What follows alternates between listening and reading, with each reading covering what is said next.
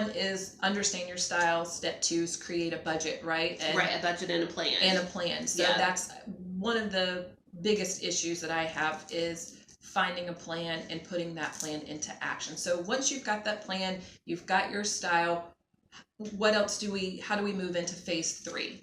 So phase 3 would be, then you start actually, if you're going to say, for example, repaint a piece of furniture in your home. So once you have like your color palette and that plan sort of together, and then you're like, okay, I have this dresser, it's still in great shape, but I want to paint it. Then you start painting the pieces that you actually, already have, and then start sourcing, like if you're doing a bedroom, say, for example, you'd be sourcing fabrics, linens for the bed, a rug, like curtains and things like that.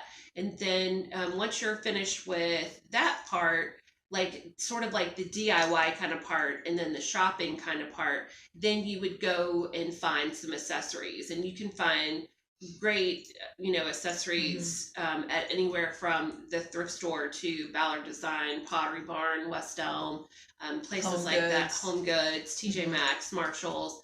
Then I would shop your house and see what do you have in your home that you're going to be able to use in your new room. So it might mean taking a buffet that was once in the dining room and putting it in your bedroom and making it like a dresser, or putting it in the entry.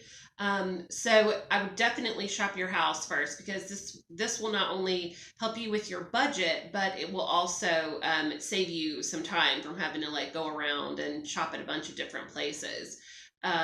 So I would DIY the stuff that you need to DIY. Then after that, like after you have sort of the big pieces in place, then I would take your color palette and your plan, and I would go and look for the other things. As you're putting your plan together, another thing, because you're going to have to, like communicate from start to finish.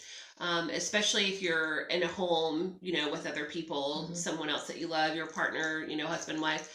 And so when you're trying to get the plan together and you're communicating, come up with the list of things that are on your non-negotiable list. Because one of the things that my dad had on his non-negotiable list was that the heirloom pieces of furniture not be painted, because he was very passionate about that. There's some people that say, I don't want a chandelier hung up because we live in Florida, the heat index is 105. I really want fans everywhere. And then some people say, just leave me with the lazy boy. You can do whatever you want everywhere else. And so I think constantly communicating what's going on, and including them in those decisions is an easy way to help make everybody feel like they're on the same page. And everybody wins. Yeah, exactly. Okay, so one of my biggest questions, you kind of cleared up the front end, but so you're in the middle of decorating or redecorating.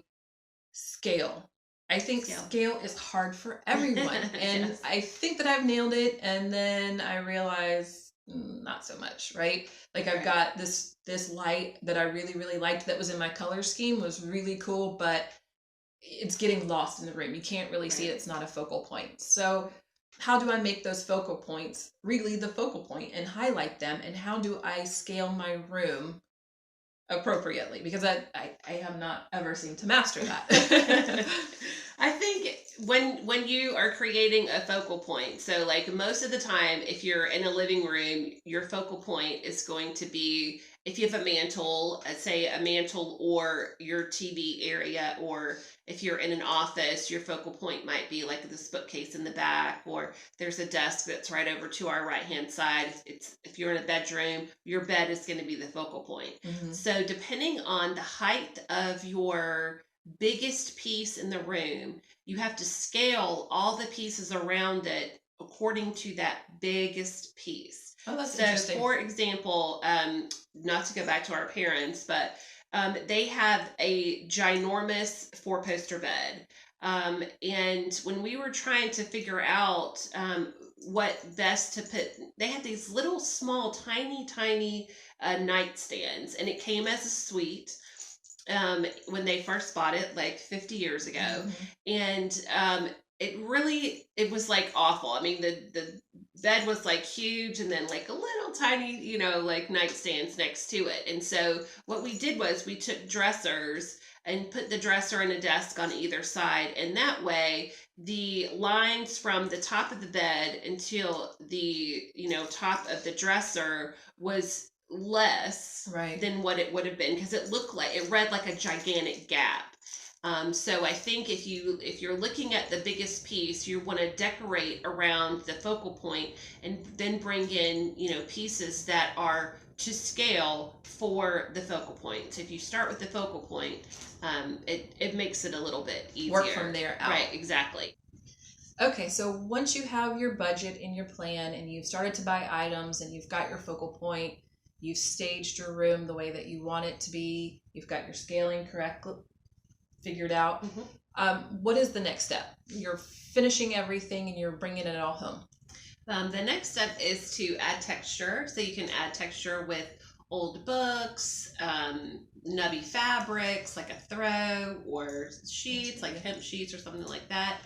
You can add texture with the rug, baskets, accessories, just little things like that.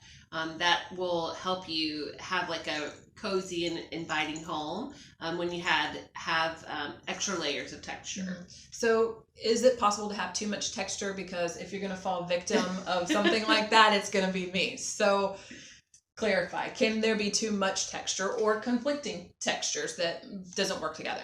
I don't know about conflicting textures, but I would say at the very end, once you've added your layers of texture, I would go back in and edit.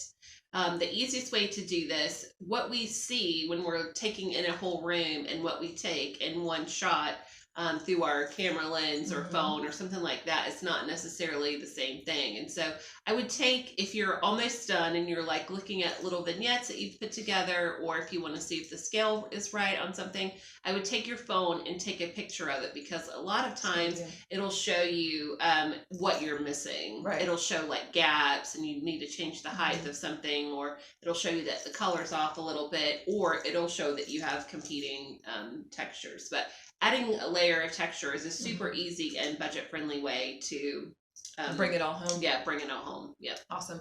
Well, I hope you guys have enjoyed this video. Thank you for joining us. It's been a really fun experience. I know that you guys will love her website and reading her blogs. Please go and check it out. There's tons of awesome information and tons of really cool ideas. So your blog is out weekly. Is that correct? Yep. So 3 days a week. Don't want to miss it. Join her thousands of Instagram followers who love her post every single day and look to her ideas on a daily basis. So be sure that you do that as well. I hope that you've had fun, and I hope that you'll join us for the next video. Make sure that you like and subscribe to our channel, and hope to see you back next time. Bye. Thank you. Bye, guys.